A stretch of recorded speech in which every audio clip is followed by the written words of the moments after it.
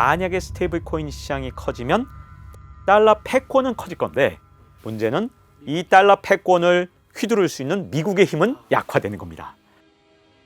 그럼에도 불구하고 미국에서는 스테이블 코인 시장을 반드시 키워야 되거든요. 이게 트럼프 위한 게 절대 아니에요.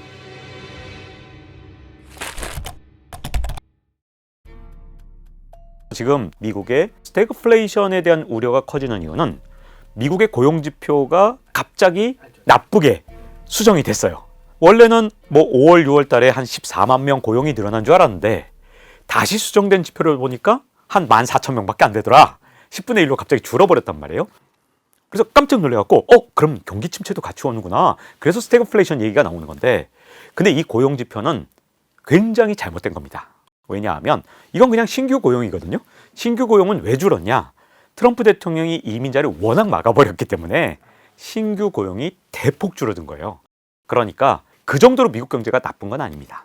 그러니까 새로 뽑을 사람도 없었기 때문에 신규 고용이 없었던 거기 때문에 경기 침체 조짐은 아직까지는 없습니다. 근데 제 생각에는 앞으로 9월, 10월 되면 품목 관세를 물렸던 그런 여러 가지 업종이 원가 올라간 만큼 판매 가격을 올릴 거고 그 다음에 상호 관세는 8월 7일부터 발효가 됐으니까 물가 지표는 10월 초에 나옵니다. 그러니까 10월, 11월이 되면 아마도 물가가 지금보다는 좀 더 불안정한 모습으로 나올 거고 그렇기 때문에 인플레이션 가능성이 굉장히 높다고 봅니다. 그렇기 때문에 경기 침체냐 인플레이션이냐 둘 중에 하나로 갈 거라고 보는데 만약에 미국에서 1분기, 2분기 내년에 계속 인플레이션이 나타나면 금리를 대폭 인하하지 못하게 될 겁니다. 그러면 미국 경제가 둔화되고 있는 게 보여도 금융당국이나 미국의 재무부가 특별히 손을 쓸 수가 없거든요. 왜? 돈을 풀면 물가가 더 오르니까. 그래서 경기 침체로 넘어가는 게 저는 내년 하반기 정도가 아닐까라고 우려하고 있어요. 왜냐하면 인플레 때문에 금리를 못 낮춰서 그 영향을 내년 하반기에 보니까. Increased tariffs are pushing up prices in some categories of goods. Near-term measures of inflation expectations have moved up on balance over the course of this year on news about tariffs. 그러면 이 예측을 벗어나서 스태그플레이션이 오는 경우는 어떤 경우냐? 이 경우는 딱 하나입니다. 바로 유가가 올랐을 때만 그게 가능해요. 왜냐? 미국의 물가 지표에서 굉장히 많은 부분을 에너지 가격이 차지하고 있는데 에너지 가격이 올라버리면 경기 침체가 아무리 와도 결국은 물가가 올라버리거든요. 그 대표적인 시기가 1970년부터 79년 사이에 스태그플레이션이거든요. 그때 유가만 안 올랐으면 아마도 경기 침체로 끝났을 거예요. 근데 갑자기 유가가 몇 배로 올라버리니까 스태그플레이션이 왔던 건데 그래서 앞으로 진짜 중요한 변수는 유가가 과연 지금처럼 안정될 거냐 아니면 유가가 혹시라도 언젠가 100달러 이상 넘어갈 거냐 그게 스태그플레이션의 가장 중요한 문제가 될 겁니다.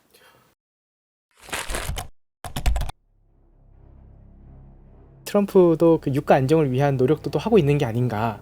그러면은 스태그가 안 올 수도 있는 게 아닌가. 뭐 이런 생각도 좀 들기는 하는데. 네, 사실 아마 많은 분들이 이렇게 착각하고 있을 거예요. 우리가 지금 전기차나 이런 걸로 대부분 다 바뀌어가고 있기 때문에 석유 사용량은 점점 날이면 날마다 줄어들 것이다. 땡, 틀렸습니다. 석유 사용량은 오늘도 매일 늘어나고 있습니다. 그 이유는 뭐 인도라든가 중국이라든가 이런 데 서민들이 예전보다 훨씬 잘 살게 되면서 점점 석유 사용을 더 많이 하거든요. 아프리카조차도 인구 굉장히 많은데 거기도 옛날보다 좀 더 잘 살게 되면서 석유 사용량이 늘어나고 있습니다. 미국에서도 마찬가지거든요.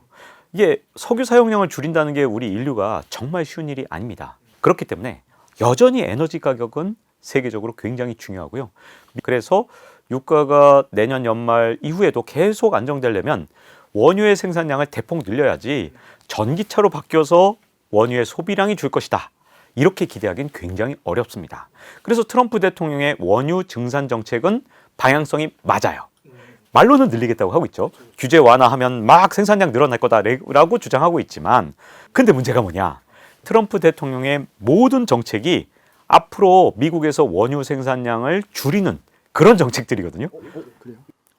왜냐하면 철강에 대해서 50% 관세 이런 식으로 정말 많은 품목 관세들을 지금 물리고 있잖아요. 그리고 상호 관세도 물렸습니다. 그 다음에 선진국의 특징이 뭐예요? 항상 지붕이 있는 곳에서 일하길 좋아하거든요. 그러니까 햇빛이 그냥 내리쬐는 곳에서 일하는 데서 사람 구하기 힘들어요. 그래서 이민자들을 많이 고용을 하는데 이민자를 다 막으니까 이런 셰일 오일 업체에서 사람을 못 구하는 거예요. 그것 때문에 어떤 변화가 생겼냐면 셰일 오일 생산 단가가 크게 올라가기 시작했거든요. 그래서 퍼미안 문제라 그래서 셰일 오일이 가장 많이 나오는 지역에서 핵심 지역은 65달러까지 올라갔습니다. 그다음 외곽 지역은 70달러까지 올라갔습니다. 그래서 생산 단가가 지금은 70달러지만 이대로 가면 75달러, 80달러 된다는 그런 공포감이 셰일 오일 업체들한테 엄청납니다. 그래서 새로운 유전을 개발하는 게 지금 미국에서 굉장히 어려워진 거죠. 자, 그런데 여기서 아주 흥미로운 사실이 있습니다. 지금 유가가 내려간 건 왜 내려갔냐?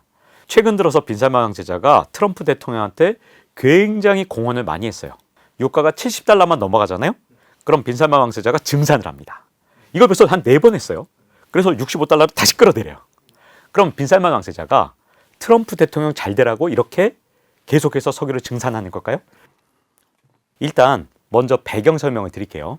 셰일 혁명이 왜 일어났느냐? 2000년대에는 셰일의 생산 단가가 1배럴에 80달러였습니다. 그러다가 2010년대가 되면서 60달러가 되니까 그때 혁명이 일어난 거예요. 그래서 사우디도 깜짝 놀랐죠. 옛날에 80달러 때는 무시했어요. 뭐 그까짓 거 못 이기겠냐라고 생각을 했지만 60달러대가 되니까 이건 완전히 상황이 달라졌거든요. 그게 점점 내려가면서 2020년에는 드디어 1배럴에 48달러가 되니까 그야말로 빈살만 왕세자의 가장 큰 골칫거리는 미국에서 값싸게 생산되는 셰일 오일이었거든요. 자, 그럼 사우디는 어떤 상황이냐? 사우디의 생산 단가는 그거보다 훨씬 쌉니다. 9달러밖에 되지 않아요. 그러면 미국의 48달러가 정말 우습겠죠? 아닙니다. 왜냐하면 사우디는 석유를 판 돈으로 모든 재정 지출을 다 하거든요. 진짜 요람에서 무덤까지 복지 지출을 너무 많이 하니까 사우디 사람들은 뭐 세금도 안 내고 유학 간다 그러면 유학비 비용까지 대주는 게 사우디의 복지 정책이잖아요. 그 돈이 어디서 나와요?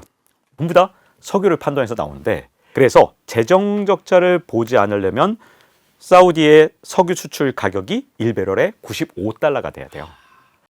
이게 적자를 보지 않는 게 95달러다 보니 사우디의 빈살만 왕세자는 유가가 최소한 100달러가 됐으면 하는 겁니다. دستورنا الكتاب والسنة ثم البترول هذه خطيرة جدا احنا صار عندنا حالة ادمان نفطية 거기다가 또 하나 더 있죠. 지금 네옴시티 만들고 싶어 죽겠는데 유가가 66달러 정도밖에 안 되니까 지금 재정 적자 때문에 난리가 났어요. 그러니 네옴시티는커녕 진짜 아무데도 투자를 못하고 거꾸로 지금 돈을 빌려야 되는 상황까지 온 거거든요. 그래서 어쩔 수 없이 뭐 아람코 주식을 파네 마네 이런 심각한 상황까지 온 겁니다. 빈살만 왕세자는 65달러면 사우디 지금 망한다니까요. 이대로 계속 가면. 그런데도 불구하고 70달러만 넘으면 증산하는 데에는 숨겨진 야심과 욕망이 따로 있습니다. 트럼프 위한 게 절대 아니에요. 셰일가스 망하게. 그렇죠. 셰일 오일 업체들이 망한다는 거예요. 어떻게 하면? 유가가 70달러 아래로만 떨어지면 망한다는 거예요. 미국이 이렇게 관세 장벽을 세웠을 때 트럼프가 이민 정책을 계속 이렇게 쓰게 되면 생산 단가가 좀 있으면 75달러 될 거거든요. 이런 상태로 한 3개월, 6개월 더 지나간다. 그럼 어떤 문제가 생기냐면 셰일 오일 업체에서 원유를 파던 그런 시설을 가동을 중단시키면 이게 콜드 스택 상태가 돼버리는데, 그런 상태가 되면 원유 파이프는 버려야 됩니다. 이게 원유를 생산하다가 딱 중단하잖아요. 그럼 더 이상 거기서 원유가 안 나와요. 새로 파이프 또 뚫어야 돼요. 근데 지금 미국에서 콜드 스택 상태가 되고 있는 셰일 오일 가스전이 또는 뭐 원유전이 굉장히 늘어나고 있다는 거예요. 그래서 빈살만 왕세자 입장에서는 이 상태로 내년 연말까지 계속 보낸다. 그러면 셰일 오일 생산량을 미국에서 줄일 수 있고, 그 상황이 되면 언젠가 빈살만은 분명히 유가를 다시 100달러로 올리고 싶을 겁니다. 왜? 그래야 최소한 균형 재정이 되니까. 그리고 120달러가 돼야 네옴시티에 공사를 재개합니다. 그래서 만약에 트럼프 대통령이 물가가 올라서 금리를 제때 낮추지 못하면 분명히 내년 하반기엔 경기 둔화나 침체가 오는 게 현재로서는 타임 스케줄상 맞는데, 만약에 딱 내년 연말이나 내후년 봄쯤에 갑자기 빈살만 왕세자가 이제 충분히 셰일 오일 업체들이 다 망했다고 생각하고 유가를 올리기 시작한단 말이에요. 그러면 어떤 일이 일어날까요?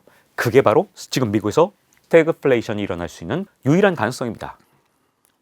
그러니까 앞으로 나오는 빈살만 왕세자와 트럼프 대통령의 수싸움이 세계 경제와 질서를 좌우하는 가장 중요한 메인 이벤트가 될 겁니다. 그러니까 이게 결국에는 트럼프도 뭐 인플레이션이나 이런 거 뭐 별거 아니다 뭐 이렇게 얘기를 했는데 본인한테 제일 중요한 거는 인플레이션으로 인한 또 스태그까지 가는 게 제일 큰 리스크네요. 네, 그렇습니다. 이런 리스크를 미연에 방지하는 방법은 진짜 제가 보기엔 크게 두 가지가 있어요. 원유 의존도를 빨리 줄이든가, 그러려면 태양광과 풍력을 더 많이 만들어야겠죠. 근데 트럼프 대통령이 태양광과 풍력을 거의 짓지 못하도록 사실상 규제책을 만들었습니다. 그러다 보니까 원유의 생산에 비해서 원유 소비량이 늘어나는 속도가 다시 더 빨라질 거 아니에요.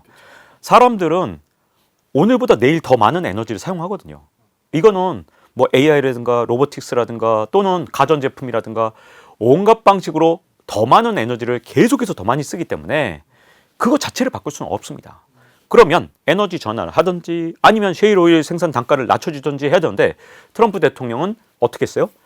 석유나 이런 화석 에너지는 더 많이 사용하게 만들고 그러면서 원유 생산 단가를 올려놨으니 이게 내년 연말 또는 내후년 초반기에 어떤 후폭풍을 만들지가 이제 불확실해진 거죠.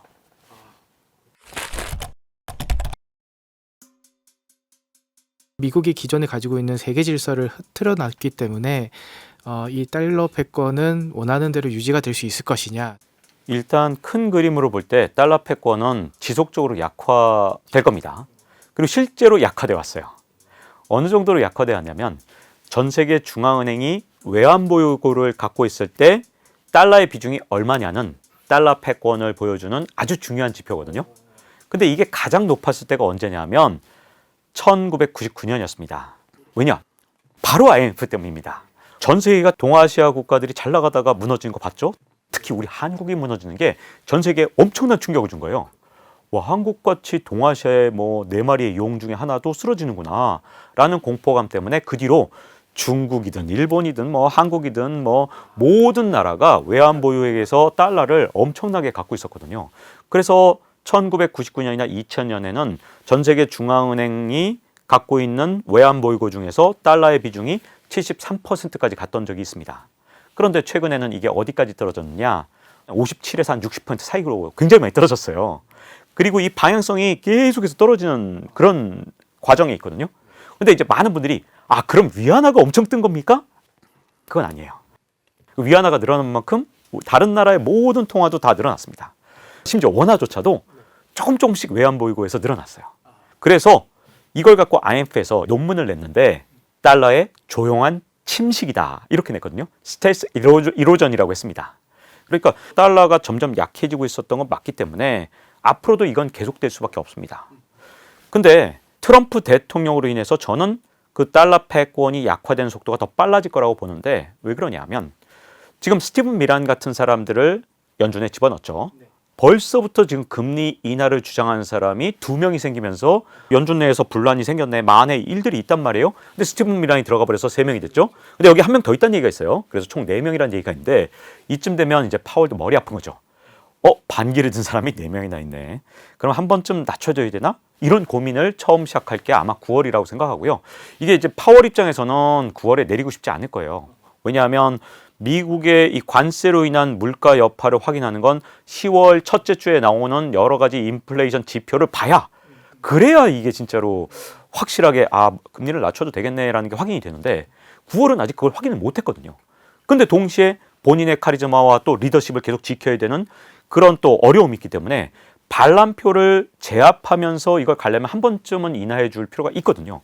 하지만 아직은 4표 정도밖에 없기 때문에 이것만으로 연준의 의사결정의 과정을 완전히 뒤집을 만큼 강력하지 않습니다. 근데 문제는 파월 연준 의장의 임기가 내년 5월이에요. 그래서 파월 연준 의장만 바꿔버리고 트럼프 대통령이 심어놓는 사람들이 점점 많아지면 내년 하반기가 되면 금리를 대폭 끌어내리고 다시 돈을 뿌릴 겁니다. 그런 과정에서 달러화 가치는 지속적으로 하락할 가능성이 좀 더 높은 상황이거든요. 그리고 달러화 가치가 최근 들어서 한 10% 떨어졌다고 하지만 지금도 여전히 달러화 가치는 지금까지 역사에 비해서 굉장히 강한 편에 속하기 때문에 앞으로도 달러화 가치가 더 떨어질 가능성이 높습니다. 그렇다고 해서 그러면 달러 패권이 완전히 무너질 것이냐? 그건 또 아니라는 거예요. 왜냐하면 달러를 대체할 만한 통화가 전혀 없어요. 예를 들어서 유로화 같은 경우에 유럽 지역의 안정성이 너무 떨어지고 최근 들어서 유럽의 정치 지형이 굉장히 많이 바뀌면서 극단적인 우파들이 득세를 많이 했고요. 극단적인 좀 우파들은 항상 특징이 뭐냐면 유럽연합은 되게 싫어하거든요. 어떻게든 기회만 있으면 좀 갈라서자 이렇게 보고 있기 때문에 갈라서면 어떻게 돼요? 유로화라는 거 믿을 수 없게 되잖아요. 그리고 엔화는 미국의 달러보다도 GDP 대비로 한 3배 정도 더 찍었기 때문에 엔화를 못 믿습니다. 그럼 위안화가 될 거냐? 위안화는 아직도 국제통화도 아니에요. 그래서 제가 보기에는 아직도 갈 길이 굉장히 멀거든요. 그래서 달러화가 계속해서 비중이 줄어드는 건 맞는데 그걸 2등 통화가 갑자기 탁 뚫고 넘어가면서 달러 패권을 막 갑자기 꺾어버리고 2등 통화가 나타나는 건 절대 아닐 거고 달러가 1등은 1등이 돼 절대자의 지위로는 점점 약화되는 현상 그게 30년 동안 계속될 거라고 보고요. 미국은 이걸 막기 위해서 진짜 모든 수단을 쓸 겁니다. 그렇기 때문에 미국에서 가장 싫어하는 건 금값이 올라가는 거거든요. 왜냐하면 금 같은 경우는 이게 갑자기 2018년부터 생산량이 늘어나지 않게 됐거든요. 공급단이 막혀버린 거예요.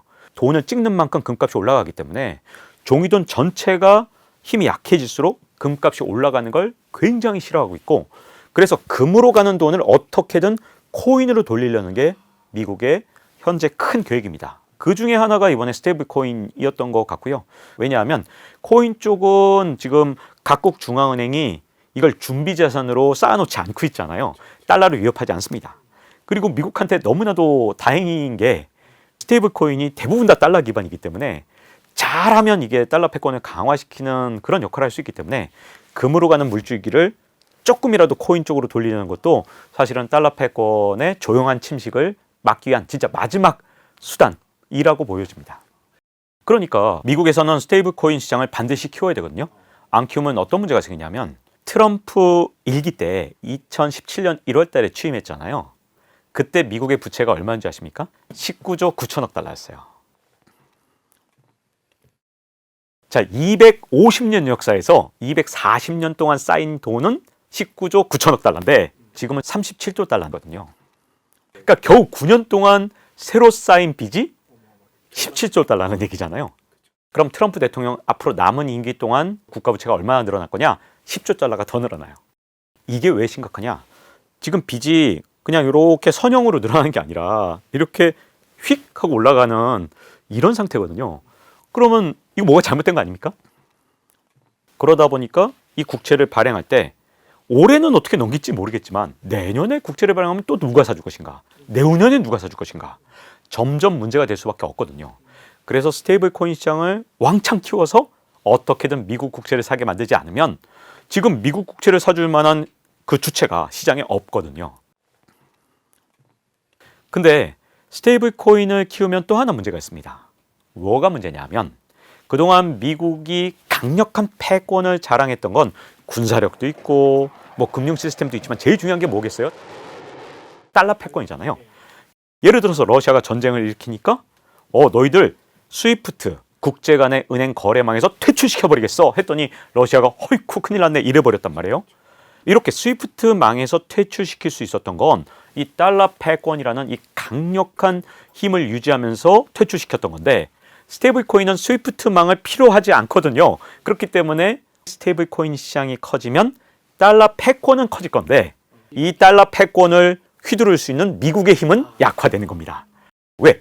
탈중앙화 화폐이기 때문에 더 이상 남의 나라를 경제 지지하는 데 쓸 수가 없거든요. 그러니까 스테이블 코인이 달러 패권한테 좋은 거냐? 네, 그건 좋은 겁니다. 하지만 미국한테 이게 좋은 거냐? 이건 좀 애매해요. 그래서 스테이블 코인 시장을 키우는 건 미국한테 양날의 검입니다. 지금까지 이제 관세 때문에 우리나라 참 힘들었죠. 어쨌든 관세는 일단락이 됐습니다. 그 다음에 일어날 일은 분명히 이제 방위비 분담금과 우리나라의 국방비를 증액하라고 하겠죠. 근데 이미 언론에도 나왔지만 우리나라에 대해서 이제 국방비를 GDP의 3.8%로 올리라고 압박하려다가 그 카드를 접었다. 왜 그랬을까요? 여기에 다 이유가 있습니다. 그게 뭐냐면 대만은 지금 현재 GDP의 2.5%를 국방비에 쓰고 있습니다. 세계적으로 굉장히 높은 편이에요. 근데 엘브리지 콜비라는 미국의 국방차관이 니들 보호 안 해줄 거다. 보호를 받고 싶다면 국방비를 GDP의 10%로 늘려라. 이거 너무하지 않습니까? 2.5%를 쓰고 있는데 10%면 4배 쓰라는 거잖아요. 망하라는 얘기죠. 근데 우리나라는 3.8%? 이거 좀 뭐 괜찮아요. 그죠? 그리고 또 그 카드를 내놓으려다 말았다고 하죠. 왜 그랬을까요? 거기엔 이유가 있는데 이 우리나라의 방위산업 국산화율이 전 세계에서 가장 높은 편에 속합니다. 미국을 제외하면 우리하고 일본 정도만 한 80%, 독일하고 프랑스도 90%라고 자랑하지만 이 사람들은 지금 무기에 30년 투자를 안 했어요. 우크라이나에서 독일산 무기를 써봤더니 야, 옛날 독일제 무기 어디 갔냐. 발포가 안 된다. 발포가. 이 정도로 독일산 무기가 낙후돼 있거든요. 그래서 우리나라보다도 훨씬 더 무기가 품질이 떨어집니다. 이건 확실해요. 진짜로 첨단 무기를 만들 수 있는데도 국산화율이 80%가 넘는 나라? 한국하고 일본 정도밖에 없거든요. 그래서 트럼프가 3.8% 해라는 카드를 쓰려고 그랬더니 자, 그러면 이제 우리나라가 얼마를 방위비를 증액해야 되느냐? 35조 원을 증액해야 되는데 그렇게 증액을 한다 하더라도 국산화율이 80%인 나라니까 미국산 무기 많이 사줘봐야 7조 원 정도밖에 안 사줄 것 같으니까 야, 이 카드는 나중에 쓰자. 이거 보나마나 관세 때 써봤자 이거 7조 원밖에 안 되네. 차라리 방위비 분담금과 그 다음에 국방비 이 증액을 같이 한번 우리나라를 쫙보자. 이렇게 된 겁니다. 왜냐하면 방위비 분담금이 더 커요. 적어도 13조 6천억 원 정도 되거든요. 그러니까 우리나라가 미국에 무기 사주는 그런 증액보다 못하기 때문에 이걸 생각해서 방위비 분담금 쪽으로 전 넘어갔다고 생각을 해요. 자, 그러면 우리의 전략은 뭐여야 되느냐? 여기에 굉장히 좋은 힌트를 나토가 줬는데 나토 같은 경우는 지금 전체 GDP의 2%를 국방비로 쓰다가 트럼프한테 5%로 늘리겠다고 약속을 했는데 내년에 늘리겠다고 하지 않았습니다. 2035년까지 10년에 걸쳐서 점진적으로 늘리겠다. 그러니까 트럼프 임기 때는 조금만 늘리고 끝내겠다는 거죠. 이게 첫 번째 꼼수고요. 그 다음에 두 번째 뭐냐. 국방비 5% 가운데 3.5%포인트만 진정한 국방비고 1.5%는 뭐 R&D라든가 에너지라든가 딴 데다 쓰겠다는 거예요. 자, 그러면 우리도 그냥 차라리 국방비 늘릴게. 그 대신 방위비 분담금은 좀 봐달라. 이쪽이 저는 낫다고 봐요. 방위비 분담금 쪽으로 넘어가면 그냥 순전하게 우리가 그냥 현금으로 주고 끝나거든요. 그런데 이걸 국방비를 증가시키면 우리나라 입장에서 국방력이 세지면 좋잖아요. 뭐 그건 나쁜 거 알지 않냐. 우리가 다시 혜택을 네, 그렇죠. 또 하나는 3.8을 그대로 늘리지 말고 우리도 유럽처럼 1.5는 이 관련된 R&D라든가 아니면 에너지 산업에 투자하겠다. 이런 식으로 선언하면 되거든요. 자, 이게 얼마나 중요하냐. 국방 예산으로 R&D를 하면 훨씬 더 장기적이고 훨씬 더 도약을 할 수 있는 그런 연구를 할 수 있는데 예를 들어서 다르파, DARPA예요. 근데 여기서 뭘 연구했냐? 2000년 초반에 AI, 자율주행, mRNA 백신 전부 여기서 만들었습니다. 그 기초가 되는 씨앗을 여기서 다 뿌렸어요. 왜? 원래 국방 예산은 이걸 낭비했는지 안 했는지 갖고 따지지 않는 가장 강력한 예산 중에 하나잖아요. 그래서 뭔가 10년, 20년 걸릴 건 다르파를 통해서 연구한 게 미국에서 진짜 많거든요. 사실 인터넷이라는 것도 미국의 방위산업부터 나온 거잖아요. 그러니까 우리가 R&D 쪽으로 이걸 돌릴 수만 있다면 국방산업에 돈을 쓴다 그러면서 다른 데다가 충분히 쓸 수 있거든요. 그래서 저는 전략은 어떻게든 미국한테 현금을 주지 말고 대한민국의 장래를 위해서 투자할 수 있는데 돈을 쓸 수 있도록 협상을 하는 게 이번에 정상회담에서 가장 중요한 일이라고 생각합니다. 저는 이제 앞으로 패권 질서를 바꾸게 될 거는 이 트럼프 대통령한테 관세 공격을 받은 나라들이 과연 어떤 행동을 할 것이냐가 굉장히 중요하다고 보는데요.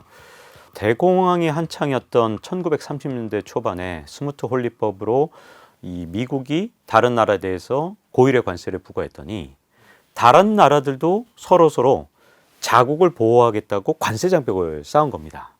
그래서 전 세계 교육이 축소되고 전 세계 성장률이 동반 추락하면서 대공황이 전 세계로 확산됐거든요. 근데 우리는 그때 경험을 해봤기 때문에 지혜를 갖게 됐잖아요.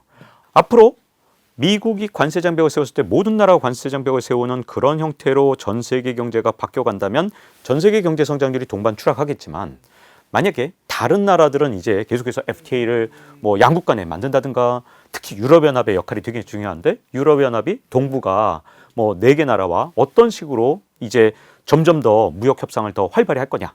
그리고 남미나 아니면 남아시아, 글로벌 사우스 같은 지역하고 과연 어떻게 유대할 것이냐. 여기에 따라서 새로운 글로벌 무역 질서가 만들어질 수 있거든요. 그래서 저는 이 주도를 할 수 있는 글로벌 리더십을 유럽연합이나 아니면 브릭스가 가져갈 경우에 오히려 미국한테 굉장히 불리할 수가 있거든요. 하지만 지금 예단하기는 굉장히 어렵습니다. 왜냐하면 강대국들이 지금 현재 남의 나라 성장을 다 약탈한다고 했을 때 다른 나라들이 전부 다 유대하는 경우가 아직까지 세계사에서 없었거든요. 지금의 이제 어떤 뭐 글로벌 리더들이 새로운 리더십을 보여준다면 아마 글로벌 무역 질서가 우리가 알던 그런 질서가 아닌 새로운 방향으로 이번에 완전히 한 차원 높게 좀 변화하는 그런 변화의 조짐을 이번에 만들 수 있다고 봅니다. 오늘 교양이를 부탁해는 여기까지입니다. 감사합니다.